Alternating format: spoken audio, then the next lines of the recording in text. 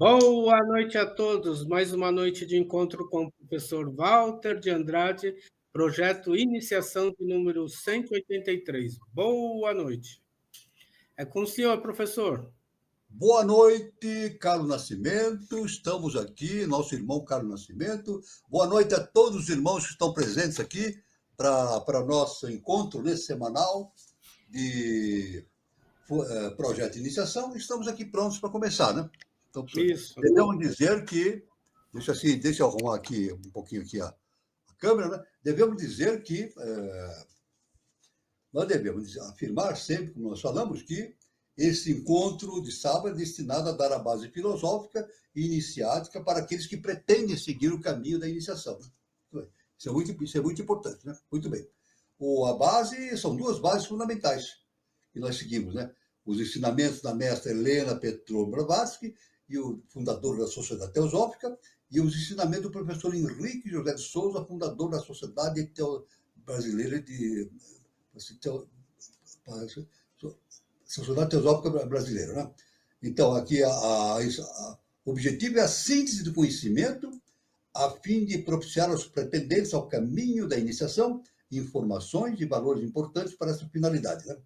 Outra finalidade do encontro é propiciar a reflexão a respeito do momento evolutivo que a humanidade está vivenciando nesse início de século XXI, início da era de Aquário. Isso é muito importante. Sempre lembrando, conforme o ensinamento do nosso mestre, o professor Henrique de Souza, o Brasil é o berço da nova civilização. Isso é muito importante. Claro que para desenvolver o projeto de iniciação, que é o projeto mais importante que uma pessoa deve desenvolver na vida, a pessoa tem que necessariamente, conforme os ensinamentos, né, da ciência iniciática, é necessário que a pessoa se filie a uma escola iniciática e faça as suas aulas presenciais, de preferência, né? Agora, claro que a pessoa pode escolher a escola iniciática que mais ela lhe agradar, mas, de nossa parte, nós convidamos que as pessoas venham fazer o seu curso, né, de preparação na Sociedade Brasileira de Biose. A pessoa pode perguntar assim, mas como que nós podemos entrar em contato com a sociedade e começarmos o curso? É simples.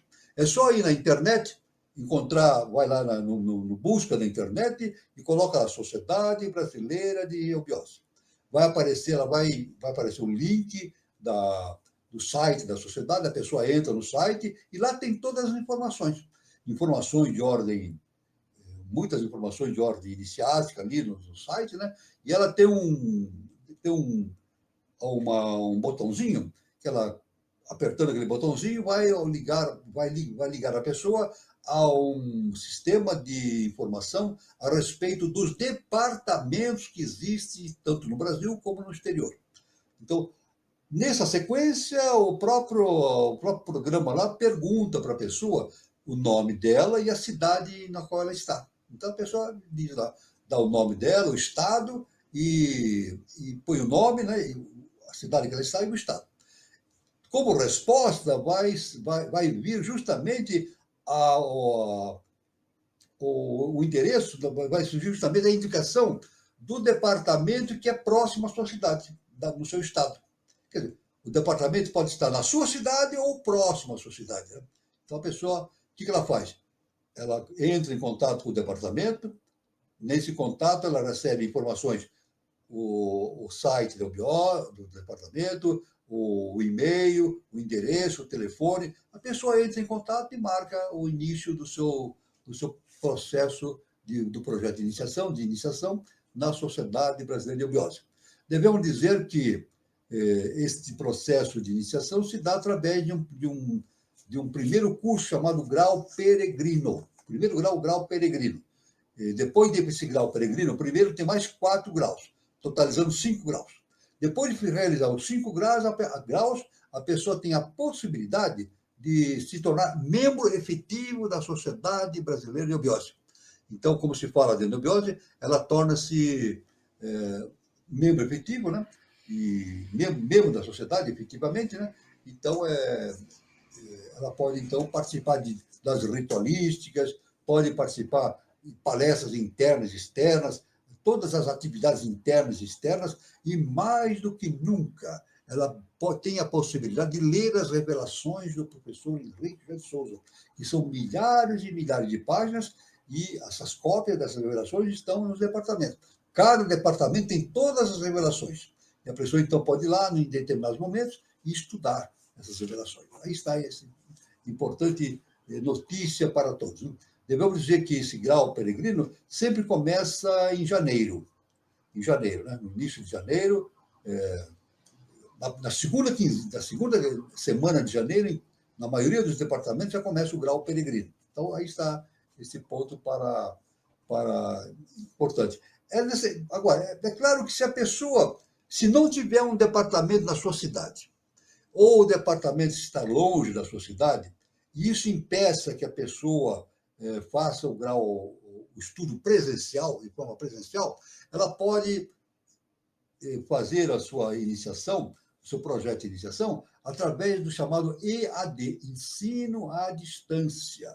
Mesmo assim, a pessoa entra em contato com o departamento específico do seu estado, né, e dá as suas informações e estabelece o vínculo, né, para receber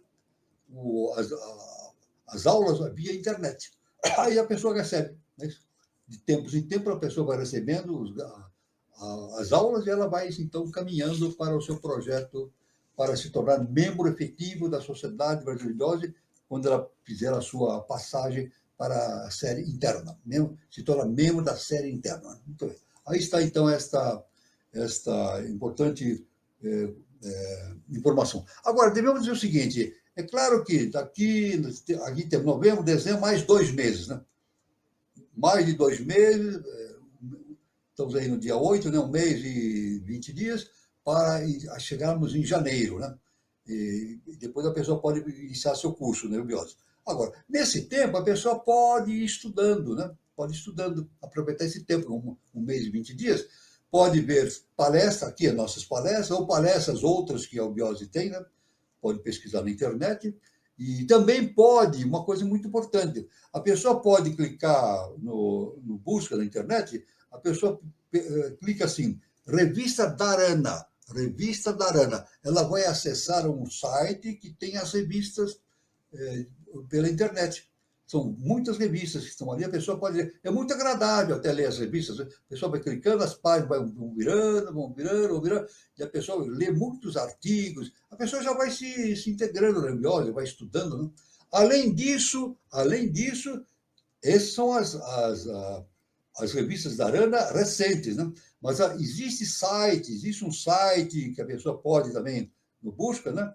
Identificar um site que tem as Daranas desde 1925 até 1973. A pessoa clica, ela pode investigar Daranas desde 1925 até 1973. Olha quantos anos de trabalhos publicados, né? De estudiosos, do professor, e revelações do mestre, né? E uma série de assuntos importantes, né? Que a pessoa pode ir já estudando, né? Se preparando para... E ela pode ver isso sempre, está sempre à disposição para o público em geral. Para o público em geral está à disposição essas revistas da Arana para a pesquisa. Né? Tudo bem? Então, está essas informações que nós precisamos dar, isso é muito importante. Eu só quero agora dar uma informação. Eu vou dar essa informação agora, depois, no final do programa, eu vou dar novamente. Bem importante. No sábado que vem, dia 15, nós não teremos esse programa, tudo bem? Eu vou dar essa informação agora e no fim desse programa de hoje. Não, eu não estarei aqui para fazer esse programa no sábado que vem.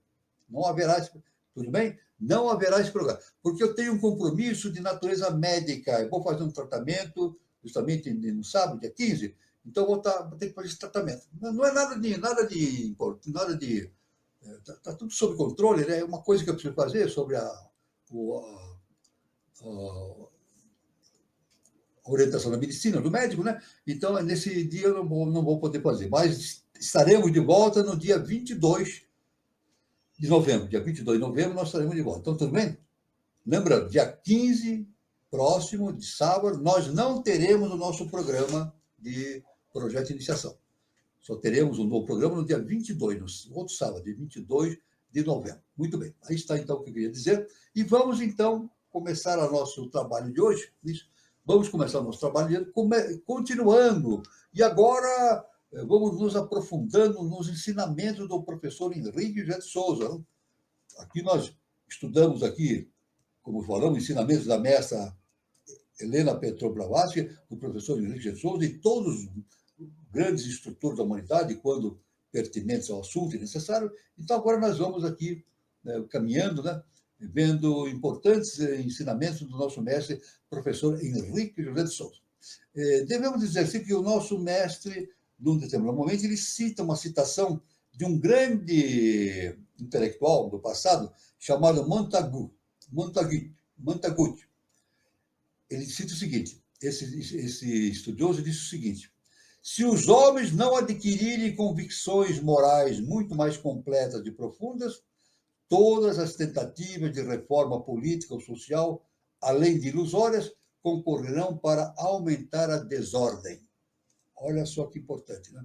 Então, se o homem não fizer as suas transformações morais profundas e completas, não adianta.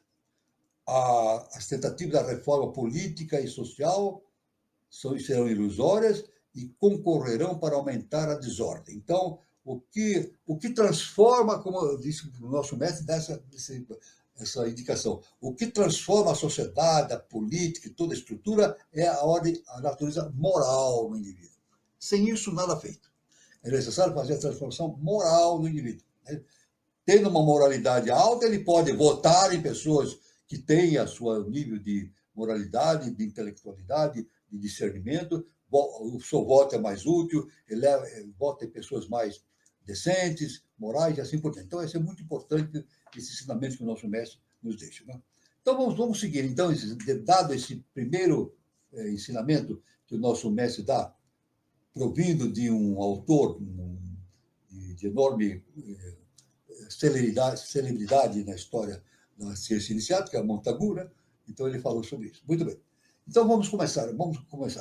Como foi dito de início, né? Continua o mesmo, né? Por seu valor antológico, tudo o que foi dito. Né? A obra foi escrita durante os 13 dias que antecederam o conflito de 1939 a 45. Este trabalho que nós estamos desenvolvendo aqui são ensinamentos do professor dados através de um livro extraordinário, que as pessoas podem adquirir também esse livro, pela Eubiose, chamado O Verdadeiro Caminho da Iniciação. É esse livro aqui. Ó. O Verdadeiro Caminho da Iniciação. Está à disposição para venda na Eubiose. Viu? Só a pessoa, quem quiser contratar a Eubiose e adquirir esse livro, pode adquirir. Viu? O Verdadeiro Caminho da Iniciação. Né? Então, o professor, falando sobre essa questão, ele disse que esse livro foi escrito durante os 13 dias que antecederam o conflito de 1939 a 45, a Segunda Guerra Mundial. Sabemos que a Primeira Guerra Mundial justamente começou no dia 1º de setembro de 1939. 13 dias antes, nesses 13 dias que antecederam o início do conflito, o professor escreveu esse livro, né? Ao Verdadeiro Caminho da Iniciação. Olha que um livro importantíssimo. Eu devo dizer até que eu já li esse livro várias vezes. Olha, eu vou confessar uma coisa para vocês. E vocês podem constatar isso. Veja bem, toda vez que eu leio esse livro novamente, eu descubro novas coisas. Olha só, toda vez que eu leio o livro, parece que eu estou lendo pela primeira vez, porque novas coisas vêm na minha cabeça, eu vou entendendo novas coisas, então, a amplitude do conhecimento, a gente vai se aprofundando cada vez mais. Então, durante os 13 dias antecedentes ao início da a Segunda Guerra Mundial, que começou em 1º de setembro de 1939, o professor escreveu esse livro que eu acabei de citar. E claro que esse conflito ensanguentou quase toda a Europa, para não dizer 2/3 do mundo. Né? Distante muito embora do teatro dos acontecimentos, o seu autor, o professor Henrique José de Souza, escreveu sobre as terríveis impressões do cataclisma que se aproximava. Ele já estava dando previsões a respeito do que estava acontecendo. Né? O triste privilégio de uma visão superfísica altamente desenvolvida não lhe deixava um só momento de repouso. Ele ficava muito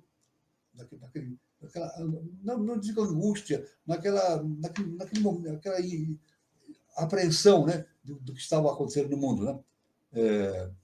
Os mundos por onde circulam os pensamentos humanos, onde vibram nossas emoções mais íntimas, onde se grava tudo quanto de bom e de mal, de superior e de inferior, se projeta dos seres pensantes, mais do que nunca se lhe tornavam perceptíveis, mais do que nunca lhe revelam o estado da incerteza e aflição, de desespero e pavor que a humanidade se debatia.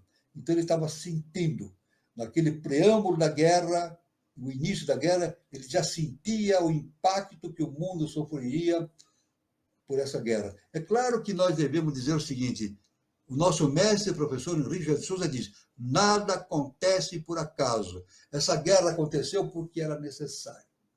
É como o estudo da polaridade, o nosso mestre diz: quem entende a polaridade entende tudo. É isso? É por isso que é necessário entender a polaridade. Quem entende a polaridade entende tudo. Então, a guerra, na verdade, nós podemos dizer assim, não é bem nem mal, é o necessário. É o necessário. Na verdade, essa guerra, fundamentalmente, foi uma cobrança kármica. Essa guerra e outras guerras define esse conceito. É o necessário e se desenvolve através da cobrança kármica. Né? Então, isso é muito importante.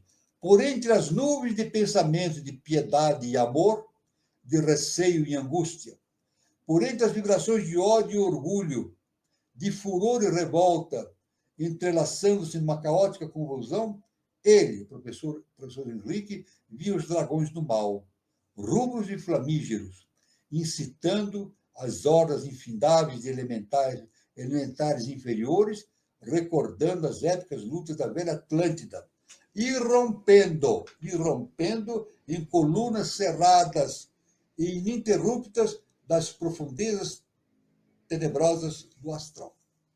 Quer dizer, mundo das sombras. Né? Os mundos das sombras vinham para o mundo para praticar esse ato de destruição que foi a Segunda Guerra Mundial, né?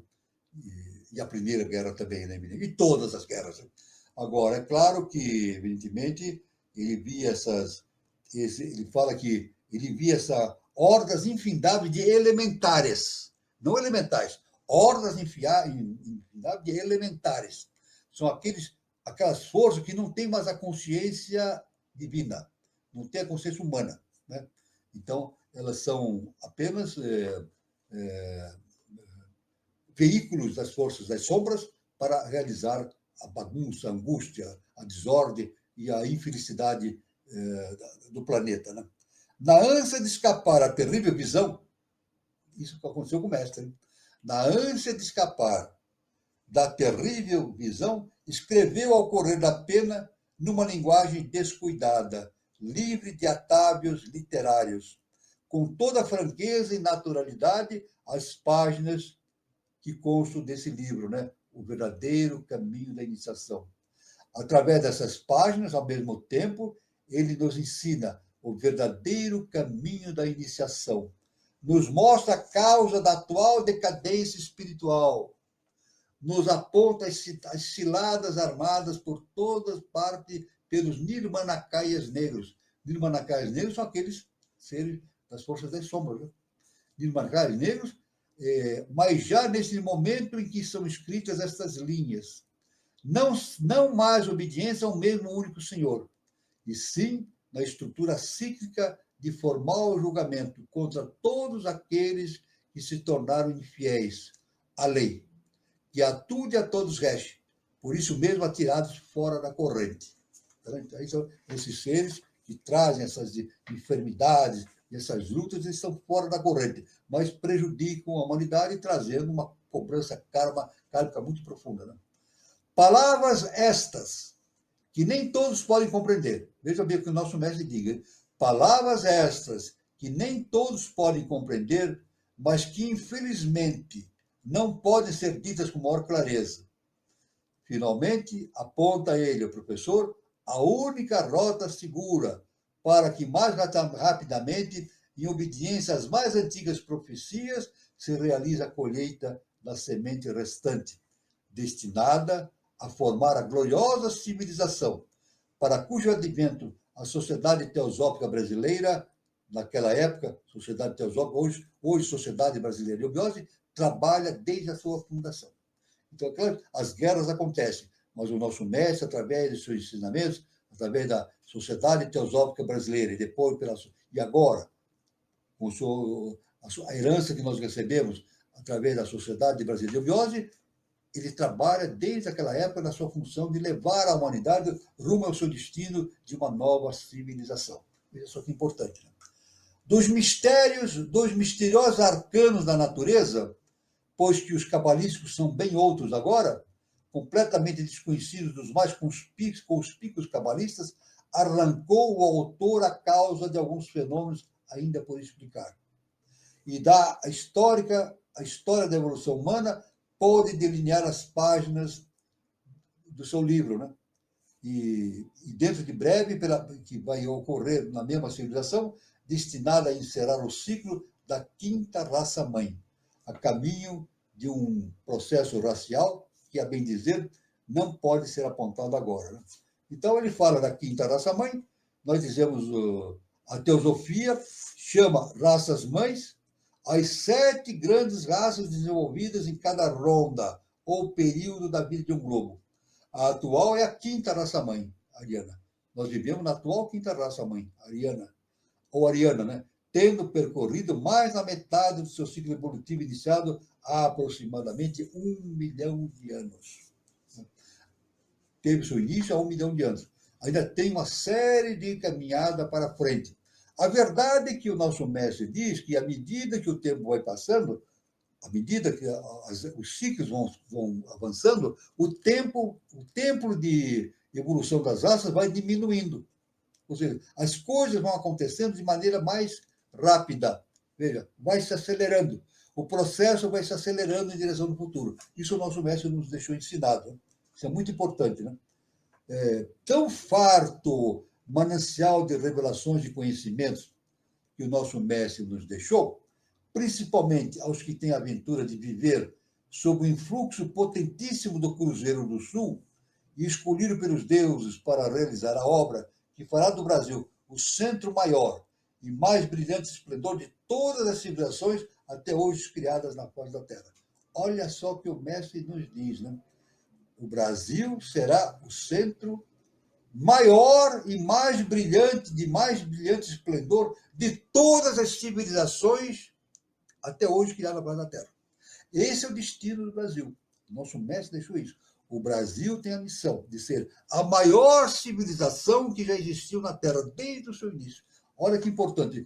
Importante é a nossa responsabilidade também, né? O nosso mestre diz, é a nossa responsabilidade. Por isso que no início nós dissemos, que através do ensinamento do mestre, que para que a gente faça mudanças políticas no mundo, é necessário que a gente faça mudanças nossas internamente, no sentido do nosso desenvolvimento espiritual. Senão, nada feito. Nada feito.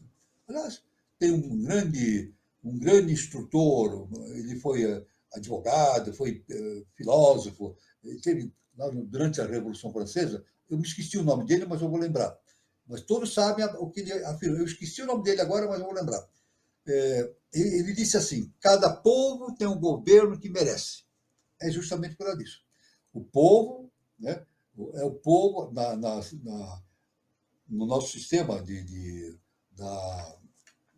eleição, né, participativa, o povo vota e elege. Então, agora, para votar e eleger pessoas competentes, a pessoa tem que ter uma altura espiritual suficiente para escolher exatamente aquelas pessoas que convêm para o nosso ciclo atual, para o desenvolvimento de uma nova civilização. Sempre lembrando, então, né? O Brasil é a maior civilização que está sendo desenvolvida nos tempos, maior civilização de todos os tempos da história da humanidade. Olha só, veja bem. E o nosso mestre, num determinado momento, ele se afirmou também que Brasília, no futuro, será o lugar onde haverá as grandes decisões internacionais. É difícil a gente acreditar isso, hein? Atualmente é difícil a gente acreditar isso, né? Como é que pode? Mas o nosso mestre, no futuro, Brasília será praticamente a capital do mundo. a capital do mundo. E é em Brasília que serão tomadas grandes decisões internacionais, porque o Brasil é o berço da nova civilização. E isso pode não acontecer? Não, isso vai acontecer. O destino do Brasil é caminhar para a nova civilização. E isso é inevitável. Vamos dizer, é inevitável. O Brasil é o berço da nova civilização e a nova civilização vai surgir no Brasil, não é verdade? E vai se espalhar por toda a humanidade. E isso é inevitável. Agora, as pessoas dizem assim, mas será que as forças das sombras vão deixar isso acontecer? Agora é a questão que a gente tem que analisar, né? As forças das sombras tentam impedir isso, né? Sempre tentaram, e nos dias de hoje, mais do que nunca. Mais do que nunca no terceiro milênio, as forças das sombras agem para tirar o Brasil desse destino. Agora, o nosso mestre deixou, numa revelação, deixou algo que isso ficou na minha cabeça permanentemente. E coincide com o que Jesus, o Cristo, falou a respeito da separação do joio do trigo. O nosso Jesus deixou, né? Essa questão da separação do joio do trigo que um dia aconteceria. Então, nosso mestre diz, terceiro milênio, aqueles que não estiverem em condições de viver a nova civilização não reencarnam mais na Terra. Serão retirados, já estão sendo retirados da Terra para reencarnar em globos mais primitivos, que estão na Idade da Pedra, na verdade. Então, aqueles que estão envolvidos nessa questão toda de destruir a humanidade, são retirados da Terra e levados para globos obscuros, e vão viver lá a Idade da Pedra. A gente diz isso aí é um castigo? Não é um castigo. Vamos deixar bem claro? Não é um castigo. Vamos dizer o seguinte, conforme Jesus, o nosso mestre Henrique de Souza, sempre ensinaram isso. Deus é amor e perdão.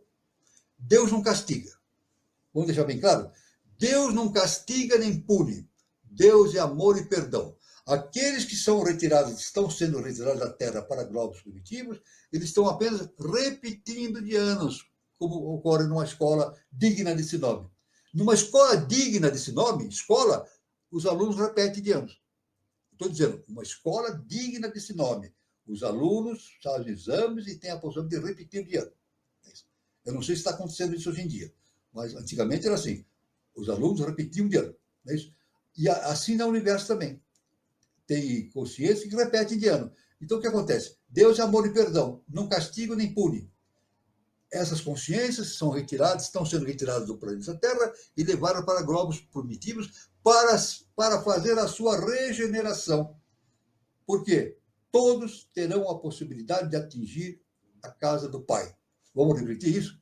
Lei cósmica. Todos têm o direito e a possibilidade de atingir a casa do Pai. Uns mais cedo, outros mais tarde, mas todos têm esse direito. E isso é inevitável. Tudo bem? Olha que isso é muito importante, essa visão do cosmos, diferentemente daquilo que a religião afirma, né? Qualquer religião afirma o seguinte, que quando a pessoa não cumpre as ordens de Deus, Deus joga essa pessoa para o inferno e ela vai queimar eternamente. É mentira, não é verdade. Ela é tirada daquele ambiente e levada para mundos para fazer a sua regeneração espiritual. E Deus age com amor e perdão. Deus perdoa e retira. Agora, veja bem, muito importante nesse estudo, hein? Vamos fazer uma coisa? Olha, Deus perdoa, mas não desculpa. Vamos trazer bem essa diferença? Deus perdoa, mas não desculpa. Perfeito? É isso aí. Por exemplo, Deus ou os seus mestres, por Jesus. Jesus nos perdoa, mas ele não nos desculpa. Ele não pode tirar a nossa culpa. Quem pode tirar a nossa culpa? Nós mesmos. Não é verdade? A culpa que nós temos como seres humanos, todos nós temos, né? Pelos nossos equívocos, nós mesmos que temos que tirar, através justamente do autoconhecimento, do conhecimento íntimo, da nossa evolução interna, né? Evolução espiritual. Então, é muito importante. Deus perdoa, mas não desculpa. Cada um tem que responder por seus atos, e isso é inevitável. Também isso é inevitável. Isso faz parte da ciência iniciática das idades. Isso é muito importante. Né? Tudo bem? Então, muito bem. Tão farto manancial isso já falamos, né? O Brasil, a maior civilização da Terra, está se tornando, né? Não falaremos de tudo quanto vem em caminho, né? Pois o autor já o fez no seu futuro imediato do mundo, uma outra publicação, do mesmo modo que fará no decorrer dessas informações que nós estamos passando aqui, né? Então, tudo que nós falamos aqui provém de fontes superiores, ou de HPB, ou de professor Henrique de Souza, ou de Jesus o Cristo, ou de todos os grandes pensadores e mestres da humanidade. Então, isso que nós estamos falando agora, nesse momento, provém de ensinamentos do nosso querido mestre e professor Henrique José de Souza. Então, ele diz o seguinte, olha, escutemos, pois, com doçura e julguemos com bondade. Olha só, como aconselha Shakespeare. O professor cita isso, né? Um aviso de Shakespeare, um conselho de Shakespeare. Escutemos, pois, com doçura e julguemos com bondade. Jesus disse assim, não devemos julgar. Não julgueis para não serem julgados. Então, nós temos que ter amor. A lei tem amor conosco e nós temos de agir com amor por nossos irmãos em humanidade, né? Shakespeare aconselha isso, né? Escutemos, pois, com doçura e julguemos com bondade, sem nos esquecermos da observação de Flammarion. Então, o professor cita aqui uma frase de Flammarion, né? Que ele fala ele dá em francês, nós vamos falar aqui em francês, justamente como o nosso mestre deixou, né? Ce que nous connaissons n'est rien à côté de ce que nous ignorons, né? Então, o que nós conhecemos não está nada distante do que nós ignoramos. Sim, o livro que hoje novamente apresentamos, ou que está sendo apresentado, e foi apresentado um pouco antes da Segunda Guerra Mundial, aos cultores de ocultismo e teosofia, mesmo que um tanto diferente daquele de 1940. Então, é claro que os livros vão sendo aperfeiçoados, mas não são modificados na sua natureza íntima, né? Continuando, então, a respeito desses ensinamentos do nosso mestre, professor Henrique José de Souza. Inúmeras talvez sejam as ideias novas que irão chocar o espírito desprevenido do leitor, do estudioso. Quer se trate de um estudioso aprisionado à fé religiosa, quer daquele que já tem adotado a fé materialista. Então, esses ensinamentos que o nosso mestre diz que está dando, isso choca tanto aqueles que estão aprisionados à fé religiosa ou como aquele que é materialista, independente. Entre elas estão, certamente, as que lhe garantem a existência de uma ciência desconhecida. Aí está. A grande dúvida da humanidade. Existe uma ciência desconhecida pela humanidade. Nós temos uma ciência acadêmica desconhecida, mas uma ciência desconhecida, que é a ciência iniciática das idades. Uma ciência que, tendo tido a sua origem muitos milhões de anos antes do nascimento da raça a que pertencemos, se mostra inalterável até hoje e serviu em todos os tempos de anteparo à total degradação da humanidade. Então, serve de anteparo à degradação da humanidade. Então, aí o nosso mestre já nos dá essa diferença, uma ciência que existe de natureza humana e uma ciência iniciática que é de natureza divina. Essa natureza, ciência de natureza divina, os homens comuns não aceitam, renegam. Como renegam. Isso é uma coisa importante. Tanto que, veja bem, a gente pesquisando na internet, a gente sabe disso, né? Em todos os países do mundo, pelo menos democráticos, é proibido que nas escolas se ensine que o mundo foi criado por Deus. Isso faz parte do ensino das escolas. Não é permitido. Um professor não pode, numa aula de ciência, dizer assim, o universo foi criado por Deus. Não, porque colide com a ciência, né? Então, ele tem que dar uma aula de acordo com a ciência. Mas, pela ciência iniciática, é claro que aquele que estuda a ciência iniciática sabe que tudo que existe provém de uma consciência ou de uma existência superior que nós desconhecemos, que nós chamamos de Deus. De maneira provisória, nós chamamos de Deus, mas não temos ainda um nome específico para isso. Lá na Índia, dá o nome de aquilo, né? O aquilo, né? Então, é o nome de Deus para eles, é o aquilo, é o indefinível. Né? Muito bem. No entanto, do estudo comparativo das religiões, ressalta a certeza de ter existido, desde que o mundo é mundo, uma sabedoria única. Aí está. Veja, então, no estudo comparativo das religiões, nós temos certeza que, o estudo das religiões, e pela ciência, através da ciência iniciática, nós temos que, desde o princípio, o mundo foi criado através de uma sabedoria única, anterior a todas as filosofias religiosas e anterior a todas as ciências. A ela se refere Frank, no prefácio à sua Kabbalah, denominando-a a chave de todos os sistemas religiosos. Olha isso que importante, né? Das suas escolas, espalhadas pelos 4 cantos do mundo, na China, como no Japão, na Índia, como na Mongólia, pelos vários rincões da Europa, como pelas montanhas da América do Sul, saíam os Hermés, os Orfeus, os Krishnas, os Budas e os Cristos, os Forris e os Kukulcãs, depois de ali terem bebido os conhecimentos de que precisavam para fazer voltar a pureza inicial e adaptar as novas necessidades evolutivas da humanidade às religiões e filosofias corrompidas pelo orgulho, pela superstição, pela mentira.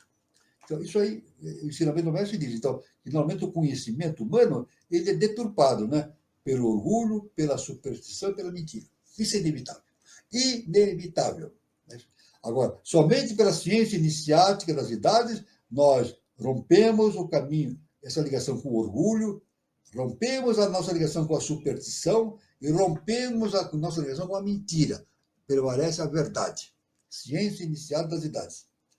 A natureza dos ensinamentos essenciais pregados por todas essas religiões provam-nos a identidade da sua origem.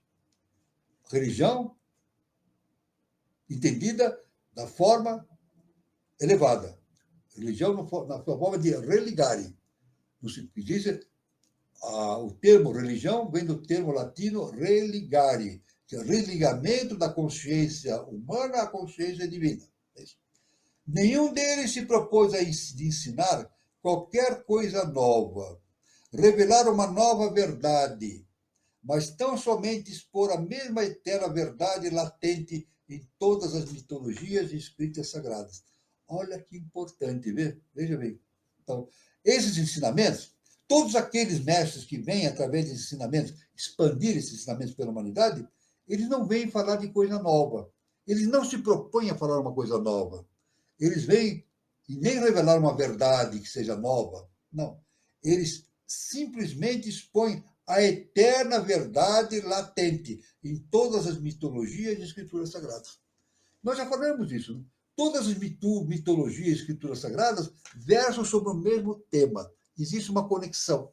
Se nós pegarmos os ensinamentos da Índia, os ensinamentos do Egito, o que tinha na Grécia, e assim por diante, de toda no Tibete, se a gente for a fundo, a gente vai ver que esses conhecimentos eles coincidem num âmago, num núcleo único. Todos vêm de uma mesma fonte. Todos os ensinamentos, independente do lugar de onde venha, de que país venha, ou de que mestre venha, vêm de uma mesma fonte. Por quê? Porque esses mestres são veículos dessa fonte original. Todas essas humanidades, esses sistemas de ensino, né, que existiu na humanidade, né, da ciência iniciática, e os grandes mestres são veículos da ciência do eterno, né, da ciência do eterno, da ciência fundamental. Né? Isso é muito importante. Né? Então, a natureza dos ensinamentos essenciais pregados por todas essas religiões prova-nos a identidade da sua origem. Para conhecer a origem dessa sabedoria, conservada incorruptível através das idades, teríamos de remontar aos meados da terceira raça-mãe, quando a humanidade se iniciava no uso do princípio mental, até então adormecido nas profundezas do seu ser. Isso vai... Para a gente conhecer a origem dessa sabedoria, que nós vimos que é única, uma fonte única, nós teríamos que remontar até os meados da terceira raça-mãe, e muito antes ainda. através de outros planetas. Né? Nós vamos ter uma ideia sobre isso, e vamos falar sobre isso, né? Que o processo evolutivo que nós temos na Terra vem de outros planetas também. Se projeta na Terra, e da Terra vai para outros mundos. Outros mundos receberão o produto evolutivo da Terra para realizar esse processo da volta à casa do Pai. Né? Então, isso é muito bom. Né? Para conhecer a origem dessa sabedoria, então tem que remontar aos meados, né, da terceira raça-mãe, quando a humanidade se iniciava no uso do princípio mental, até então adormecido nas recônditas profundezas do seu ser. Por quê? Pois justamente a partir do meado da terceira raça-mãe que surgiu a humanidade, porque foi justamente ativado esse princípio, né? A tríade superior. A tríade superior já existia em potencial dentro da estrutura do ser humano. Tudo já existe em nós. Nós temos Deus em nós. Somos Deus, como Jesus falou. Mas não, essa tríade não estava ativada. Foi justamente na terceira raça-mãe que essa tríade foi ativada. Né? Então, aí então surgiu o quê? A qualidade do conhecimento superior do ser humano que lhe deu a natureza humana. Né? O aparecimento dessa sabedoria coincide estranhamente com a aparição da separação dos sexos, até ali fundidos no mesmo indivíduo. Sem ela, o homem depressa recairia na animalidade, de onde há pouco saíra. Isso é muito importante.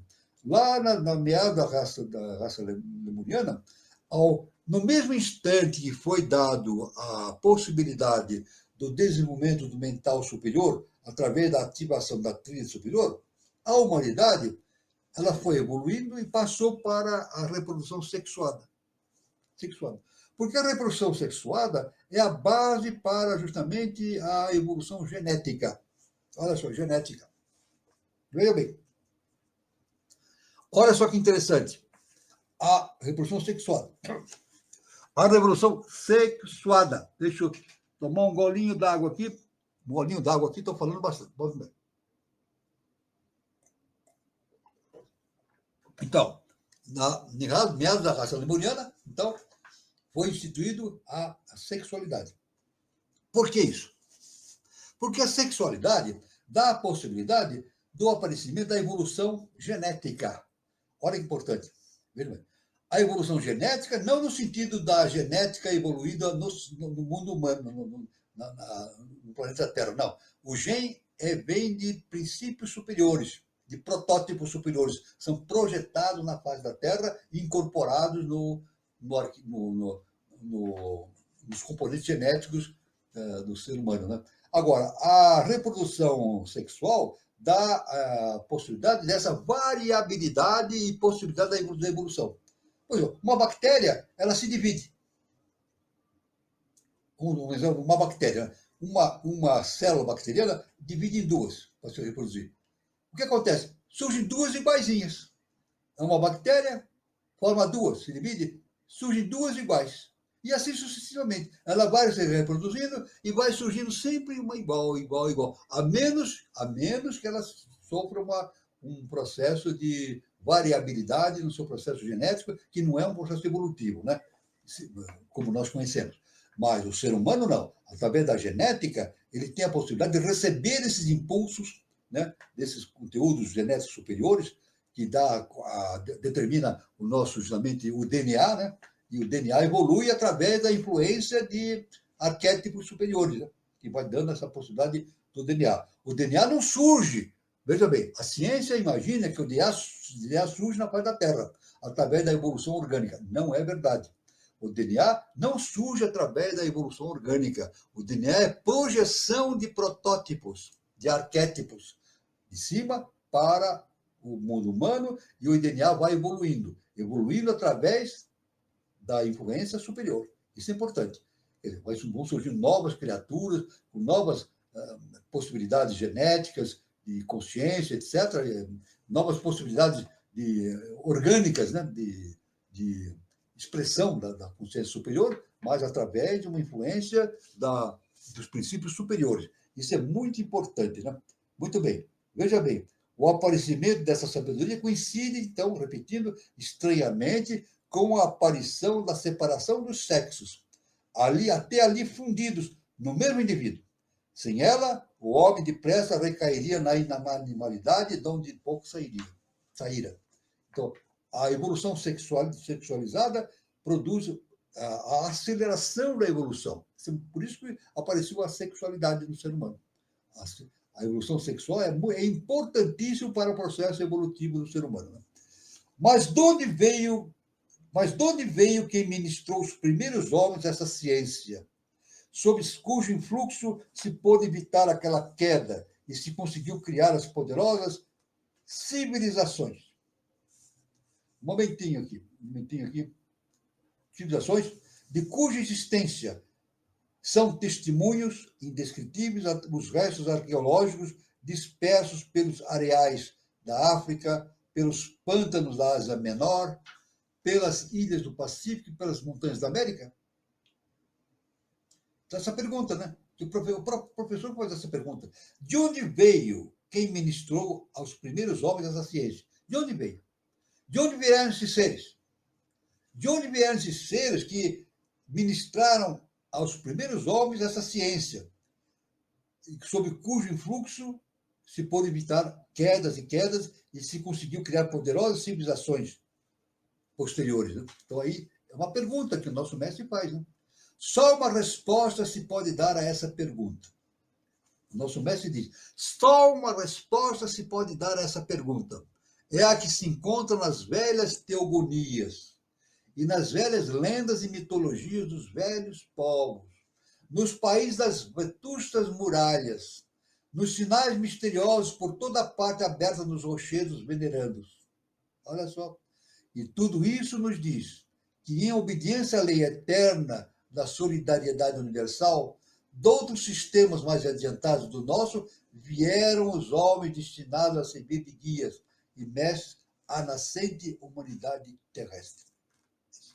Veja bem, quer dizer, então nosso mestre diz, nós recebemos esses ensinamentos que nos enriqueceu no nosso processo evolutivo através da vinda de consciências superiores. É sempre assim. Nada nasce no mundo, no nosso mundo.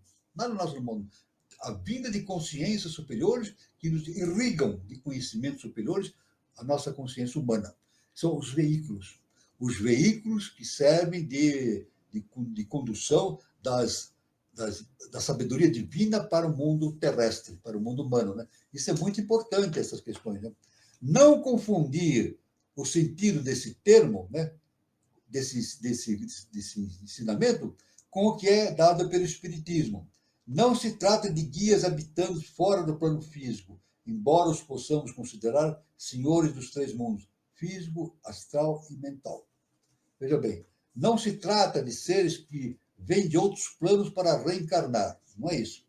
Não. Os seres, isso é muito importante, essa visão. Seres de enorme hierarquia não podem reencarnar na face da Terra, porque o nosso corpo físico não consegue suportar essa energia superior. Tudo bem? O nosso corpo físico não consegue suportar essa energia superior. É como o caso do Cristo, né? O Cristo cósmico, né? O Cristo cósmico jamais poderia se incorporar num corpo físico humano.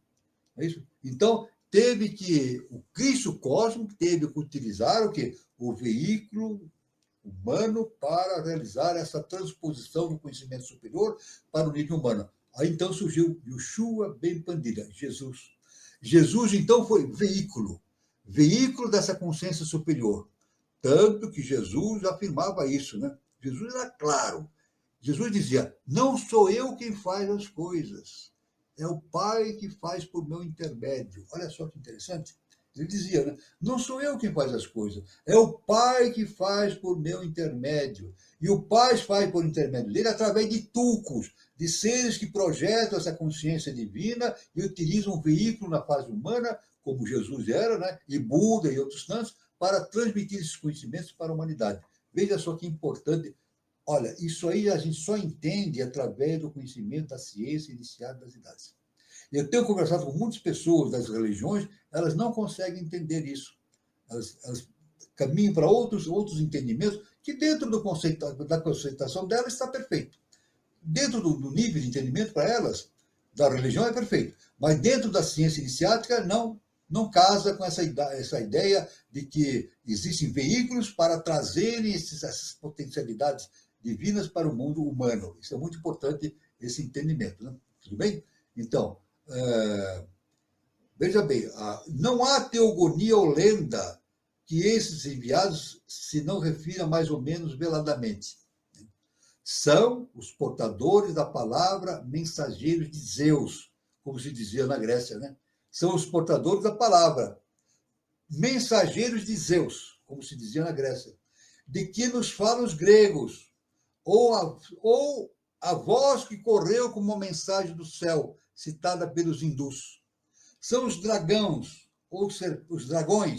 são os dragões ou serpentes de sabedoria dos chineses. Os chineses falavam dragões ou serpentes de sabedoria, os antigos chineses. Os andrógenos divinos das instâncias de Dizian. Os senhores do olho flamejante, que deram a lenda dos cíclopes.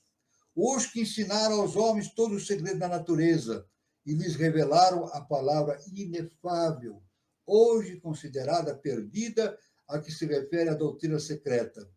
São, finalmente, como o nosso mestre Henrique de Souza fala, são os construtores ou os vigilantes, os pais ou primeiros preceptores, que na forma de uma serpente, como nos ensina a Bíblia cristã, deram à humanidade, simbolizada por Adão e Eva, o fruto colhido na árvore do conhecimento.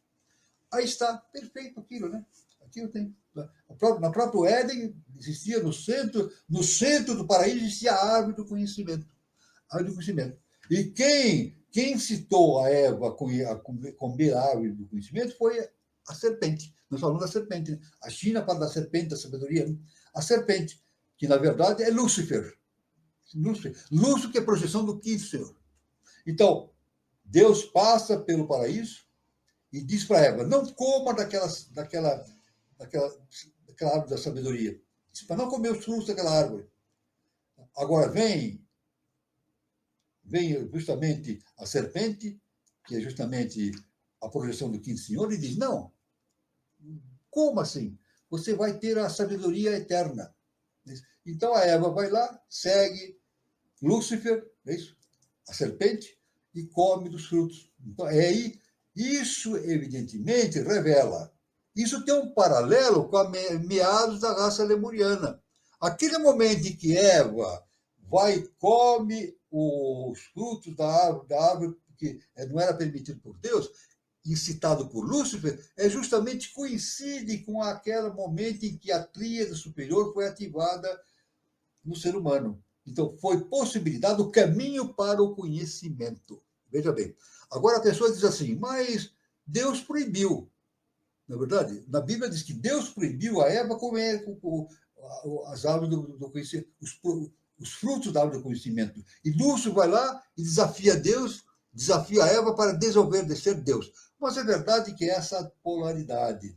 Então, essa polaridade. Deus, quando diz para Eva, não coma, ele estava incitando a Eva a comer. Não é verdade? Aliás, eu li uma vez um professor que dava aula para crianças, né? Ele falou uma coisa interessante. Né? Ele disse uma coisa interessante. Quando eu quero que os alunos leiam um livro, quando eu quero que um aluno leia um livro, eu digo para ele assim, olha, esse livro é muito bom, mas você não faz parte da sua idade. Não está à altura, você não está à altura para ler esse livro. O professor contou isso. Ele fala para o aluno assim, esse livro é muito bom, mas não é pertinente à sua idade, você não está à altura de ler esse livro. Sabe o que o menino faz? Curiosidade, vai ler o livro. É o que o professor queria. Não é verdade? Então o professor diz para o aluno que aquele livro não está condizente com a sua consciência, mas ele está, evidentemente, suscitando, está provocando no aluno a curiosidade. Foi aquilo que Deus fez com a Eva. Né? Quando ele disse, não coma desse fruto, ele estava oferecendo a situação da curiosidade. E Lúcifer veio e complementou, levando a Eva a comer o fruto. Isso tudo, na verdade, o que aconteceu no Éden é justamente o panorama que aconteceu em meados da raça lemuriana. E, justamente, isso coincide com a queda dos anjos. Pronto. Na Bíblia diz, houve a queda dos anjos. Os anjos vieram para a terra e viveram entre os humanos. Quem são os anjos caídos? Lúcifer e as suas hostes. Lúcifer e seus companheiros de hoste, né? Caíram e vieram viver na face humana para justamente propiciar a ativação da tríade e levar aquele ser lemuriano a se tornar um ser humano. Veja bem como tudo coincide. Então, repetindo, aquilo que aconteceu alegoricamente justamente no paraíso é justamente o que aconteceu praticamente em meados da raça lemuriana. Tudo bem? Isso é muito bom, isso é muito importante, então, essa questão da alegoria existente entre esses mitos contados, né, essas histórias contadas na Bíblia e em outros meios, justamente se relacionando com o conhecimento transcendental. Né? Então, eu quero, então, vamos terminando por aqui essa nossa parte inicial, né? É um assunto, a gente pode ver que é um assunto enorme, né? E o professor nos dá esse assunto de maneira muito ampla e sintético, né? O professor tem essa capacidade, essa coisa divina, né? De nos dar a possibilidade de ver as coisas de maneira sintética. Ele sintetiza as coisas, a gente vê a coisa de maneira bastante abrangente, né? Muito bem. Eu vou terminando aqui essa parte e vou passando essa palavra para o nosso irmão Carlos Nascimento, para que ele possa abrir a palavra para todos os nossos participantes do nosso encontro, e todos podem fazer perguntas, dar suas opiniões, etc. Estamos aqui à disposição. Professor, é interessante essa parte da época lemuriana, né? Da polaridade. Que através da polaridade surge através da polaridade surge a genética. E a genética já é um processo, né, professor, para a transformação do físico humano para o ser do futuro, né? Exatamente, a genética é isso. Por isso essa explicação. A explicação que nos dá justamente a questão da evolução do ser humano, de uma reprodução não genética para uma evolução genética. Isso explica, né? A reprodução sexuada, ela possibilita o surgimento de novas possibilidades. É por isso que a gente diz assim, muitos estudiosos dizem que cada ser humano é uma obra-prima da natureza. Não existe igual. Os médicos dizem, isso aí faz parte da medicina atual. Cada paciente é uma história diferente. A medicina não pode tratar todos os pacientes de forma igual. Olha só que interessante. Os médicos dizem isso, a ciência diz isso atualmente. Os pacientes não podem ser tratados de forma igual. O médico tem que analisar as suas questões hormonais, todas as suas condições físicas, o funcionamento dos seus órgãos, da sua parte mental também. Aí ele vai receitar, vai dar os medicamentos condizentes com aquele paciente. Então, não há uma forma de tornar uma coisa universal para todos os pacientes. Muitos dizem, agora, fazendo uma comparação, muitos dizem que a inteligência artificial, no futuro, vai tratar das pessoas. Mentira, isso é impossível. A inteligência artificial não consegue fazer isso. Somente um espírito, alguém que tem uma consciência humana pode fazer isso. E essa chama-se médico. O médico tem a condição de ter uma concepção científica superior e tratar cada paciente à sua maneira. O nosso mestre dizia o seguinte, não existem doenças, existem doentes. Olha que o nosso mestre fazia há muitos anos, 50, 60 anos. Não existem doenças, existem doenças. E hoje a medicina fala isso. Não existem doenças, existem doentes. Cada caso é um caso diferente. Tem que ser tratado de uma maneira peculiar. Bom, muito bom, professor. Vamos passar aqui para as perguntas. O Guazelli ele coloca, então a polaridade acaba no entendimento que tudo que acontece é necessário? Tudo que acontece é necessário. Se a gente vai na Índia, o conhecimento da Índia, veja, na Índia existe uma determinada linha de conhecimento que diz o seguinte: olha, o bem tem o germe do mal, o mal tem o germe do bem. Perfeito? Vou repetir. Na Índia, o bem tem o germe do mal e o mal tem o germe do bem. Na verdade, aquilo que nós chamamos bem e mal não são coisas opostas, são coisas que se harmonizam na esfera superior. É o necessário. É o necessário. Então, veja bem, é como falamos assim, a gente pode falar karma mal, karma bom? Não, isso aí é bobagem, isso aí, falar um karma mal e um karma bom. Não, o karma é o necessário. É o necessário. E cada um tem o karma necessário para a sua evolução. O karma não é igual para todos. O karma não é igual para todos. Cada um tem um karma específico para a sua evolução. O karma de cada um é diferente de todos. É por isso que muitos dizem assim, né, que cada ser humano é uma obra-prima da natureza. E é verdade. Então, é verdade. Não existe o bem e o mal. É o necessário. É o necessário. Tanto que uma guerra, ela produz coisas boas. Por mais incrível que a gente possa imaginar, uma guerra acaba produzindo coisas boas, produz coisas más e produz coisas boas, porque é uma cobrança kármica. Mas não seria bom que nós evoluíssemos sem guerras, e isso vai acontecer um dia. Vai chegar um dia que a humanidade vai evoluir através de um sentido pacífico, de harmonia, de entendimento. Mas hoje nós evoluímos pela guerra. A Segunda Guerra foi. A Revolução Francesa originou uma série de coisas boas para a humanidade, apesar de todo o sofrimento. A Segunda Guerra também foi um sofrimento enorme, mas gerou uma série de coisas boas para a humanidade, né? Do entendimento, né? Os direitos humanos, né? Criaram a questão dos direitos humanos após a Segunda Guerra, né? Então, isso aí são frutos de uma guerra, né? Então, uma guerra, apesar de ser má, produz coisas boas. É claro que nós temos que caminhar para nos evoluirmos através sem guerras. Esse é o ideal. Fazermos nossa evolução sem conflitos, sem guerras, sem sofrimentos. Esse é o que é importante. Mas esse é o certo, não é bem nem mal, é o necessário.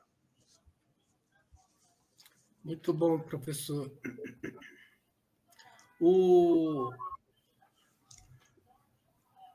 A Deolinda, ela faz um comentário.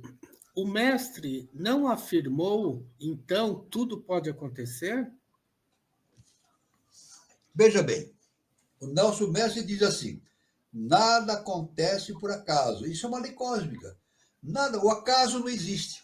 Olha, o acaso não existe, é lei cósmica. Tudo acontece. E Newton, a própria lei de Newton, né? Uma das leis de Newton que ele assistiu, na física ele diz: a toda ação corresponde uma reação que lhe é igual e contrária. Repetindo, Newton, a toda ação corresponde uma reação que lhe é igual e contrária. Então, a reação, a lei do karma é assim, né? Então, é claro que tudo pode acontecer de acordo com aquilo que nós acumulamos pelo nosso karma. Tudo pode acontecer, mas nós podemos fazer nossa evolução de tal maneira que as coisas aconteçam de maneira harmônica, de maneira pacífica. Esse é o nosso futuro. O nosso futuro para a nova civilização é produzirmos a evolução de maneira harmônica, sem sofrimento, de maneira amorosa. Isso que é importante. Muito bom, professor.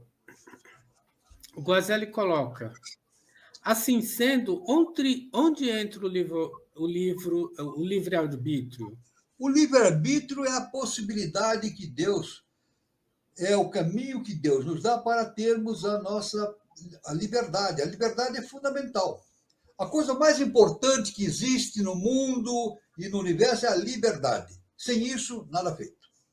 Vamos repetir? Se não houver liberdade num povo ou no universo, nada feito. Deus é a liberdade. Cada um tem o direito de fazer o que quiser, mas responde por seus atos. É diferente. Jesus na cruz, uma das últimas coisas que Jesus falou, de acordo com a Bíblia, né? Jesus estava crucificado, sofrendo as dores da crucificação, e ele entrou em contato com o Pai, e disse assim: Pai, perdoai-os porque não sabem o que fazem. São ignorantes, não sabem o que fazem. Então, ele perdoou. Por amor à humanidade, ele perdoou a humanidade, Jesus. E ele pediu para Deus para os perdoar também. Então, é claro que tudo isso aí, tudo depende do livre-arbítrio. Agora, uma coisa importante, o livre-arbítrio, vamos dizer o seguinte, o livre-arbítrio não é uma doação de Deus, é uma conquista. Deus nos dá a possibilidade de exercermos o livre-arbítrio. Agora, a maioria da humanidade não exerce o livre-arbítrio. Olha, a maioria da humanidade não exerce o livre-arbítrio. Por que aconteceu a Segunda Guerra Mundial? Uma pergunta. Por que aconteceu a Segunda Guerra Mundial? Porque apareceram dois seres, eu não vou citar o nome, apareceram dois seres que determinaram determinadas mudanças na humanidade de forma violenta e todos foram atrás. É isso? Dois seres, eu não vou citar o nome, dois seres que foram condicionantes da Segunda Guerra Mundial. Não foi um ser, não, foram dois seres. Eu não vou citar o nome. Agora, isso é verdade. Quando surge um dominador, um déspota, um tirano, e se torna, se diz que é o dono do país, etc., e leva o país à guerra, quem é que provoca a guerra? Ele? Não é ele, não. Ele dá a ideia, o povo vai atrás. Vai atrás. Por quê? Por falta de livre-arbítrio. Quando é que a guerra vai deixar de existir? Sabe quando a guerra deixa de existir? Um exemplo. E não vai acontecer isso, mas é um exemplo para exemplificar o caso. Vem um ditador e diz assim: vamos atacar tal país, vamos fazer guerra. E o povo em conjunto diz: nós não vamos, não, vai você. Você quer fazer guerra? Vai fazer sozinho. Nós vamos ficar aqui. Pronto. Esse é o livre-arbítrio. Mas isso não acontece. O que a gente vê na humanidade, de maneira geral, um ditador aparece, todo mundo adora o ditador, beija os pés dele, e obedece, e vai, bate palma. Isso não é exercer o livre-arbítrio, é seguir as ordens de um cara que mete na cabeça dele as suas ideias. Então, isso não é livre-arbítrio. Então, a falta do livre-arbítrio leva ao sofrimento. Ao sofrimento. Então, o indivíduo tem que desenvolver a sua capacidade de escolher as suas próprias diretrizes. Isso é importante. O indivíduo tem que assumir o seguinte: resolver escolher os seus próprios caminhos e não seguir os caminhos que os outros lhe indicam. Essa é a resposta. Muito bom, professor. Deixa eu ver aqui. Tem uma pergunta do Elias aqui. Ó.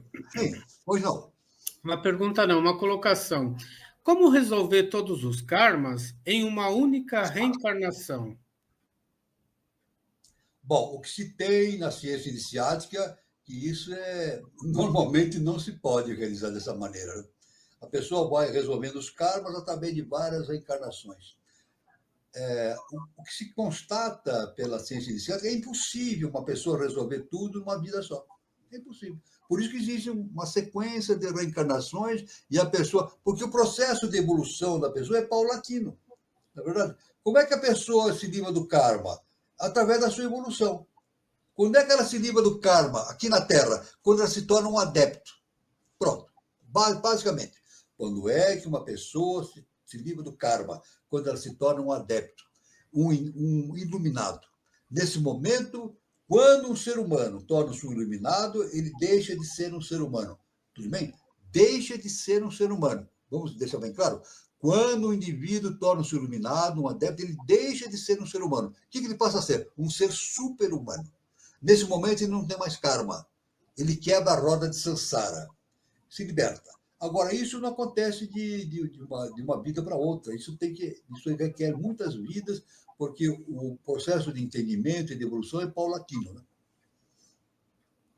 Né? Muito bom, professor. Agora, uma coisa. Muitas correntes não aceitam a reencarnação. Agora, eu digo uma coisa para vocês. Por aquilo que eu sei, aquilo que eu entendo, que os mestres afirmam. É impossível a gente entender as coisas sem a reencarnação. Não dá para entender. É impossível você entender o processo evolutivo da humanidade sem ter a reencarnação como um processo de libertação kármica e etc. É impossível É impossível entender isso. É impossível que uma pessoa nasça e resolve o seu problema cósmico numa vida. É impossível, não tem como. Não tem, absurdo, é absolutamente impossível isso. O professor, voltando àquela questão da polaridade na raça lemuriana, então era a terceira raça mãe do reino hominal, né? Sim, Quando surge a polaridade para o reino humano, sim. como que era o reino animal? Também não existia? Era um sexo só? Não, veja bem, o animal ele não tem o livre-arbítrio, né? Hum, O animal ele tem o animal se reproduz por sexo, né? Também, né? Muitos animais. isso, Outros isso. não. Reproduz de outras formas. Estou dizendo seres viventes de maneira geral, né? As Uhum. bactérias, os fungos, etc. Né? Agora, os animais que nós conhecemos aí, os se reproduzem por sexualidade. Mas não tem justamente ativada a tríade superior. Não tem Tá. ativada a tríade superior. Né? Hum. Muito bem. Professor, não tem mais perguntas? O senhor tem alguma consideração sobre o que foi falado até agora? Não, eu estou dizendo esse ensinamento, isso aí, tudo que nós falamos hoje é baseado em ensinamento do professor Henrique de Souza, que é um conhecimento extraordinário que ele nos traz. Né? E esse ensinamento, justamente dado através deste livro, né? E todos devem adquirir esse livro. Esse livro é fundamental, O Verdadeiro Caminho da Iniciação. É muito importante possuir esse livro, porque tem ensinamentos profundos aqui. Né? E, aliás, esse livro pode ser lido por pessoas que nem estão na eubiose. É um livro público. Olha, esse livro é um livro público. Não é um livro destinado somente a pessoas que estejam no Não, com certeza deve ter sido vendido em livraria, né? A Eubiose vende para o público em geral esse livro, né? Tem para disposição para vender o público em geral. Então é muito importante a leitura desse livro, né? Para quem quer começar o seu processo de iniciação e assim por diante. E mesmo aqueles que estão na série interna, já estão no processo de iniciação, é importante reler esse livro e fazer as suas meditações. E uma coisa interessante, professor, é que eu venho de uma família católica, né? Mas interessante é que eu tinha reflexos de vida passada, né? Então, a reencarnação, ela é como se fosse uma lapidação, né? A gente vai se lapidando para ir se melhorando e melhorando a personalidade, né? De cada vivência, né, professor? Exatamente. Então, isso aí é muito. Por exemplo, através da reencarnação, a gente entende muitas coisas. Por exemplo, se a gente não tiver firme o processo de entendimento da reencarnação, a gente pergunta assim: por que morrem crianças bem jovenzinhas, 1 ano, 2 anos? Exatamente. Por que morre criança no ventre da mãe? Crianças morrem no ventre da mãe. Ou morrem pequenininhas, 1 ano, 2 anos. Isso faz parte do processo da reencarnação, é necessário. É claro que isso aí é karma. É karma do espírito, da consciência que está reencarnando, está resgatando o karma dela. Eu não vou analisar isso aqui de maneira ampla, porque cada caso é um caso, né? Mas isso está tudo enquadrado dentro da lei cósmica, Mas, no meu ponto de vista, eu, por exemplo, não consigo entender o universo o processo evolutivo, se não tiver na minha pauta de estudos a questão da reencarnação. Não tem como. Não tem como explicar. Se não tiver a reencarnação e esse estudo, a coisa fica muito injusta, fica muito difícil de entender, fica injusto. Não tem lógica, não falta lógica nas coisas. Então, a reencarnação é um processo de entendimento lógico das coisas, não tem nem condições de ser de outra forma, né? A gente não tem provas da reencarnação. Olha só que interessante. Nós não tem provas. Não tem provas. Nenhum instituto, nenhum serviço de ensino de filosofia prova para o indivíduo que a reencarnação existe. Não existe isso. Não existe prova para a reencarnação. A prova é justamente dentro da consciência dele. O indivíduo tem o entendimento da reencarnação porque ele tem regressos nas suas vidas anteriores, tem determinadas conjunções da vida que mostram que ele teve reencarnações anteriores. Eu não vou entrar em detalhes. A experiência do indivíduo demonstra ele teve reencarnações com pessoas que ele conhecia, ele começa a burilar aquele conhecimento e vai adquirindo esse conhecimento através do seu processo de entendimento interior. Mas não tem uma prova específica. A reencarnação existe porque não existe, não existe. Nem o Espiritismo prova. O Espiritismo, que basicamente sempre foi fundada na questão da reencarnação, não prova, não há prova específica. Né? A prova disso está dentro da consciência do indivíduo. Agora, uma coisa é verdade.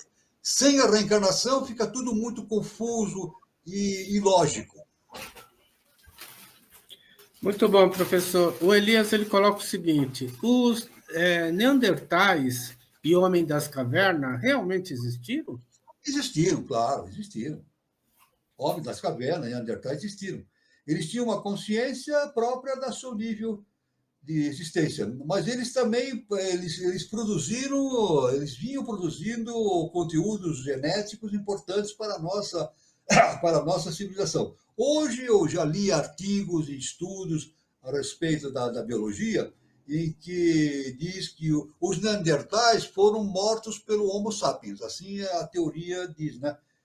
Houve uma guerra entre Homo sapiens, que somos nós, Homo sapiens, e os neandertais. Então, assim diz a história. Não há uma prova definitiva disso, mas é uma concepção.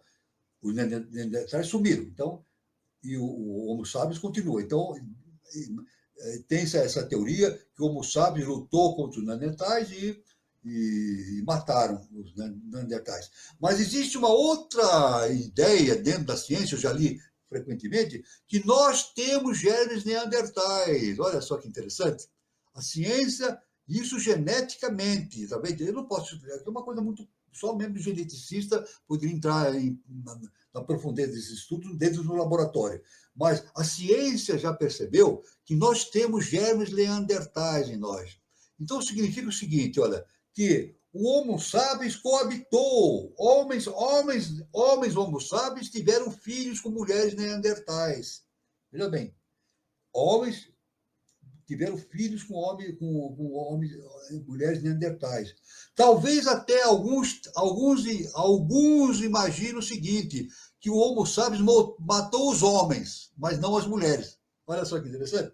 Tem uma outra ideia, que o Homo sapiens, quando lutou contra os neandertais, eles mataram os homens, mas as mulheres eles incorporaram nas suas tribos.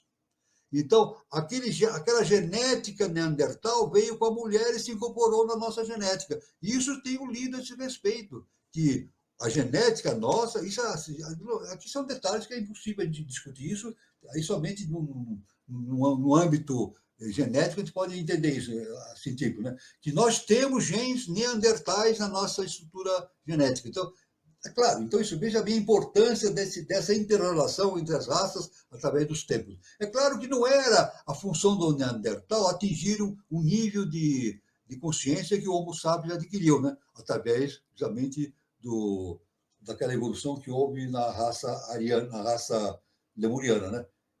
O destino foi esse, não foi outro, né? Mas é uma ideia que se tem entre a relação entre Homo sapiens e Neandertal, e isso baseado também, e muito bem baseado, em descobertas modernas da genética. Né?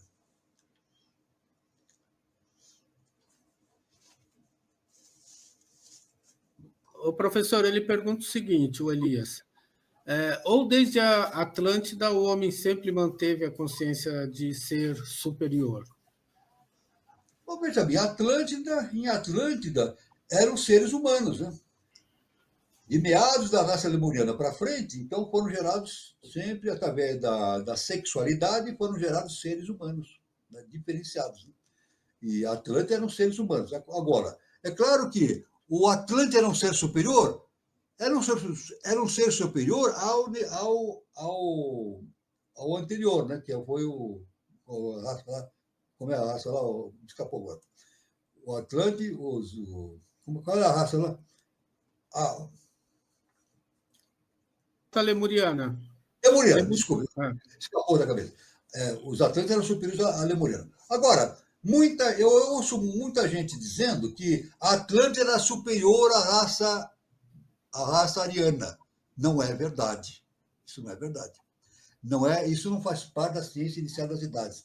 A raça ariana, a consciência é superior à Atlântida. veja, vamos dizer assim, a raça ariana é superior à raça atlante. Porque a raça atlante ela se focalizou muito no quaternário inferior. Apesar de ter a tríade desenvolvida, mas elas desenvolveram muito no quaternário inferior, no mental concreto.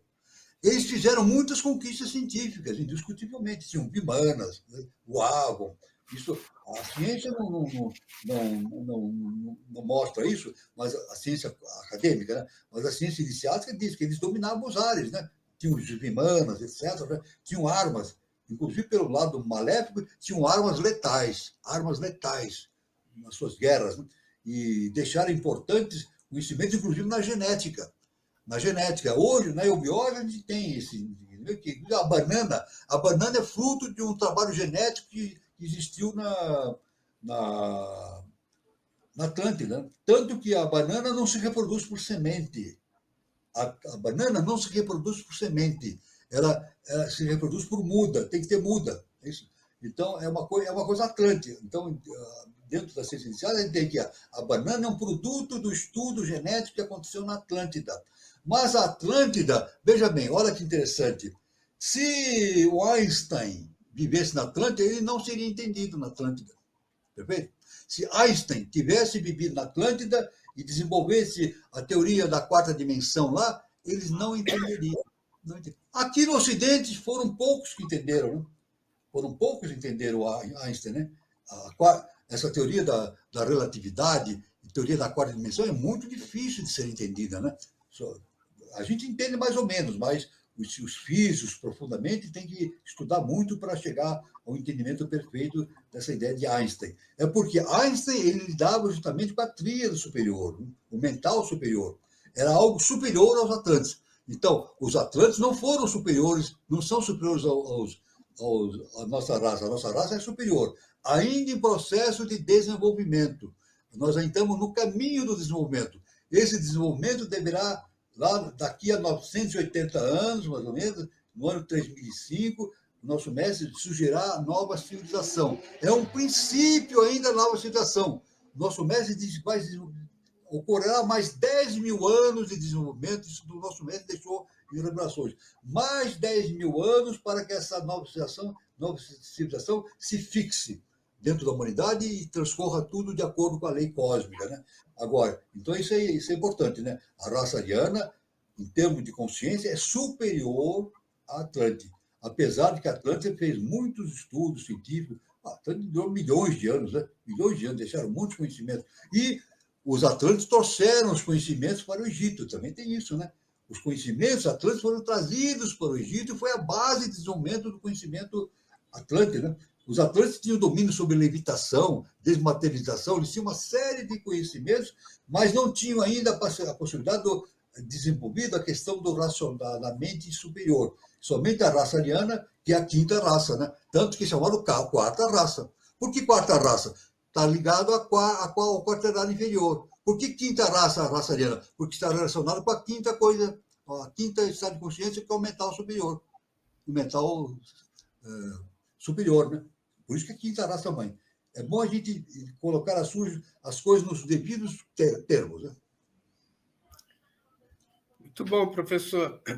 A Paloma, ela coloca o seguinte: e os deuses egípcios eram deus com mistura de forma humana? Os deuses egípcios eram deuses com mistura de forma humana, professor? Veja bem. Os deuses são formas imaginárias que os homens têm a respeito das coisas superiores, né? Então, deuses existiam, davam nome de deuses, mas era uma forma dos egípcios referirem às consciências superiores que eram projetadas dentro do seu âmbito humano, né?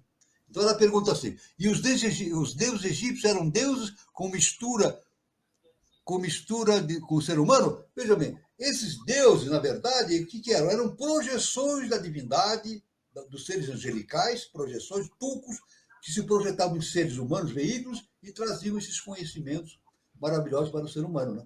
Maravilhoso. Como Jesus. Jesus também, ele foi um veículo da divindade, né? Do Cristo cósmico, e evidentemente, se é do Cristo cósmico, é de Deus. Ele foi veículo, né? E Siddhartha Gautama também, e outros grandes Helena Blavatsky também foi um veículo, né? Ela disse que não foi ela que... Helena Blavatsky falava que o conhecimento não vinha dela. Não era ela que ensinava, o conhecimento vinha através dos mestres. Ela era um veículo dos mestres para trazer esse conhecimento para a humanidade. E todos falam isso. O professor também fala isso. Né? O professor, uma vez, ele falou assim: o que me deixa preocupado não é o que eu não sei, mas aquilo que eu posso deixar de saber. Olha, vê. Então, ele admitia também a sua própria limitação no conhecimento. Como Sócrates, né? Dizia, né? Tudo que sei, que nada sei. Os grandes mestres não declaram que são sábios. Ora, importante. Os grandes mestres não se designam a si mesmos como sábios. Aqueles que se designam sábios são ignorantes. Basicamente, se o indivíduo chegar na sua frente e disser eu sou um sábio, na verdade ele é um ignorante. Não sabe nada. A gente está cheio disso na humanidade, nas diversas instituições que nós temos, as diversas instituições, tem seres que dizem que sabem tudo, que resolvem tudo, sabem resolver tudo, não sabem nada, são ignorantes. Por quê? Porque vivem na lama da sua ignorância. Então, o verdadeiro sábio, ele não diz que é sábio, ele sabe a grandeza da sua ignorância. Então, os deuses que os antigos indicavam de maneira simbólica para registrar a presença de veículos que traziam conhecimento superior para a face da Terra. Muito bom, professor. Eu vou passar os recados, professor. Lembrando que na nossa próxima terça-feira, aqui no canal Conexão 3005, toda terça-feira temos a nossa roda de conversa. E a próxima terça-feira, dia 12 de novembro, sempre no mesmo horário, às 20h40, a nossa roda de conversa tem como tema a ponte Oriente e Ocidente, autoconhecimento e finanças. O palestrante vai ser o Ivan Viana, ele é consultor em finanças pessoais e empresariais. Ele vai abordar os seguintes assuntos: o que Sakichi Toyada, no Japão, e Sócrates, na Grécia Antiga, poderiam nos ensinar sobre autoconhecimento e finanças. Duas tradições filosóficas distintas chegam à idêntica verdade. O verdadeiro conhecimento nasce da pergunta certa, não da resposta pronta. Então, ele vai trazer tudo isso, vai ser um grande questionamento, e é terça-feira agora, dia 12 de novembro, às 20h40. Os mediadores serão Daniela Troncoso e Eduardo Nunes. Prestigia, terça-feira agora, dia 12 de novembro. Então, eu queria falar também sobre o Espaço Shakti Nova Era. É um centro de terapias holísticas que tem a sua matriz lá na cidade de São Lourenço, Minas Gerais. Quem estiver passando por São Lourenço, faça uma visita na Praça Helena Jefferson de Souza 38, anexo 1. Para mais informações, o prefixo, está aí o telefone, o prefixo de São Lourenço é 35, o número é 997566874. Endereço no Instagram, @Shakti Nova Era. E lembrando que no próximo sábado, dia 15, a gente não terá o programa Projeto de Iniciação, pois o professor Walter estará ausente para um procedimento. É algo simples, mas ele precisa ficar em repouso, né, professor? Então, a gente volta no dia 22 de novembro. Vou falar com eles. Deixa eu falar. Eu já disse isso no início do nosso encontro hoje. Quem não estava presente, já estou falando agora. Dia 15 de novembro, nós não teremos esse programa porque eu não vou poder estar aqui. Eu vou ser submetido a um procedimento médico, né? Não tem nada de grave, nada. Uma coisa que eu preciso fazer. Nada de grave. Mas o dia aqui vai ser quase o dia inteiro que eu vou ser de manutenção. Uma questão de manutenção. Não é nada grave. Questão de manutenção. Mas eu não vou poder estar presente. Então, nós vamos pular. Dia 15 não vai haver o nosso encontro, então nós vamos voltar no dia 22. Eu já estou avisando para as pessoas não ficarem esperando aí, chegarem aqui não tem nada, né? Então, dia 15 não haverá o nosso programa Projeto de Iniciação no canal Conexão 3005. Somente depois continuamos no dia 22, aí todo sábado continua. Né?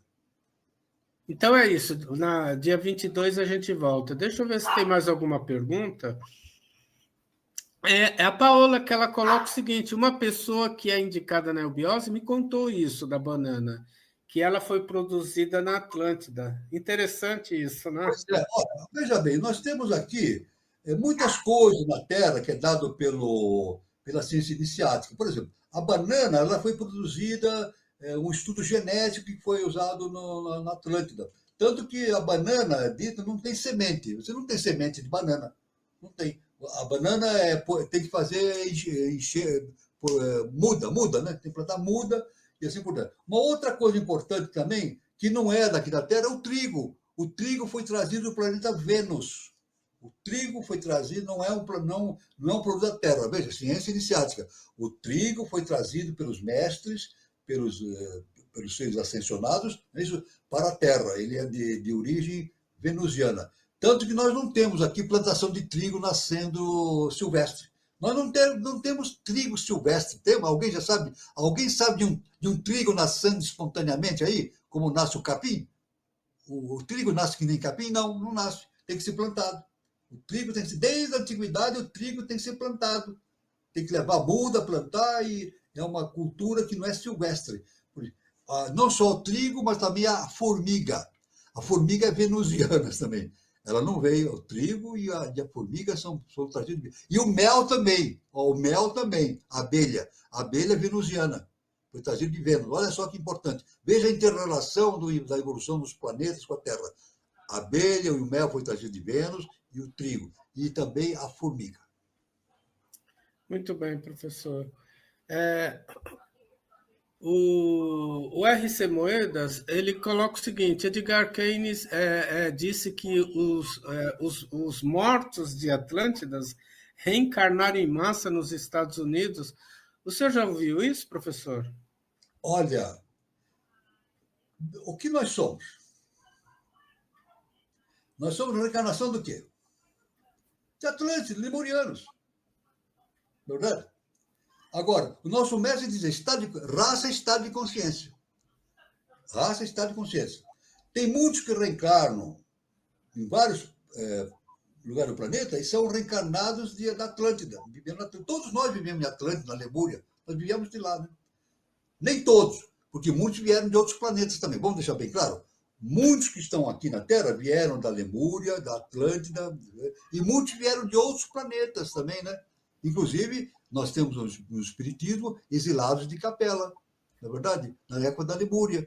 Exilados de Capela foram seres que foram trazidos de um planeta que gira ao redor da estrela Capela, não é isso?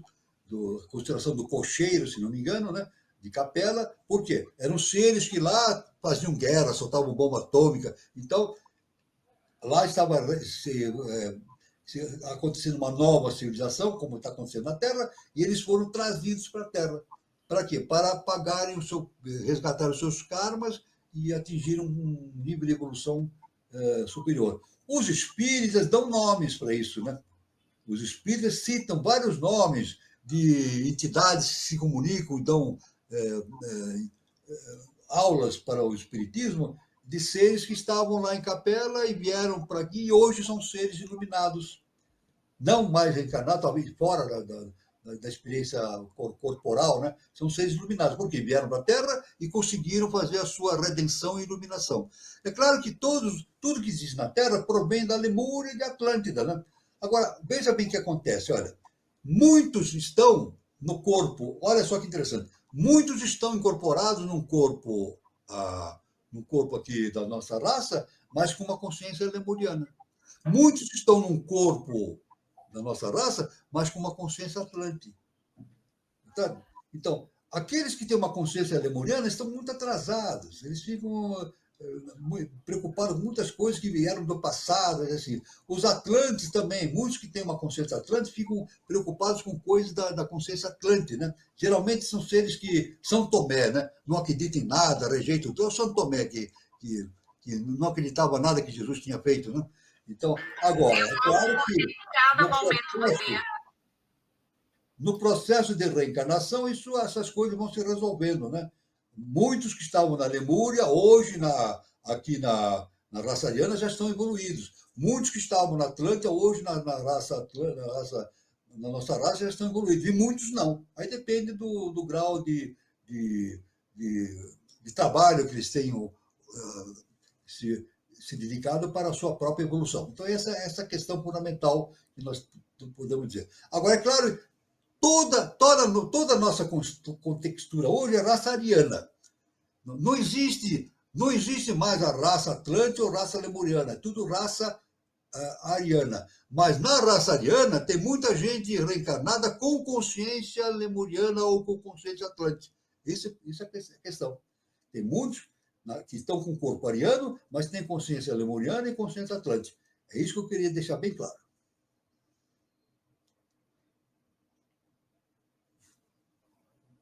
Muito bom, professor. Eu queria agradecer a Maria, porque realmente, terça-feira, dia 11, no folder saiu dia 12, Maria.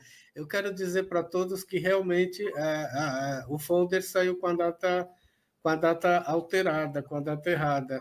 Na verdade, não é dia 12, é dia 11/11. Olha que data legal, né? 11/11, terça-feira. Obrigado, viu, Maria? Obrigado aí. Professor, tem muita gente agradecendo. E o Antônio, lá de Juiz de Fora, ele quer que o senhor vá se cuidar mesmo, porque ele quer que o senhor viva até uns 120 anos. Vamos ver. Deus é que sabe. É claro que, olha, eu vou viver por toda a eternidade, todos. Isso eu tenho certeza. Eu tenho certeza que eu vou viver por toda a eternidade, assim como todos nós vamos viver por toda a eternidade. Agora, 120 anos, não sei. Aí depende... Aí esse é otimista demais. Mas que a gente vai ver o professor, o ensinamento do professor que ele deixou. Ele disse o seguinte: a morte é a maior das mentiras. E citando também o Paulo de Tarso, a morte é a maior das mentiras. Então a nossa vida aqui é uma ilusão e a nossa vida é eterna. Assim seja, né, professor? Bom, estouramos o horário, mas foi por um bom motivo. Eu quero agradecer primeiramente ao professor Walter Teixeira de Andrade pelos conhecimentos que ele trouxe no nosso encontro de hoje. Agradecer a todos que nos prestigiaram, que participaram, e desejar a todos um bom final de sábado, um bom domingo, e até terça-feira, dia 11, na nossa roda de conversa. E lembrando, a gente só volta aqui no projeto Iniciação, dia 22 de novembro. Boa noite. Agora é com o senhor, professor. Muito obrigado, meu irmão Carlos Nascimento. Muito obrigado a todos os irmãos que estiveram aqui. Muito obrigado a todos os irmãos presentes. E luz, paz e amor para todos e fiquem todos com Deus. Boa noite.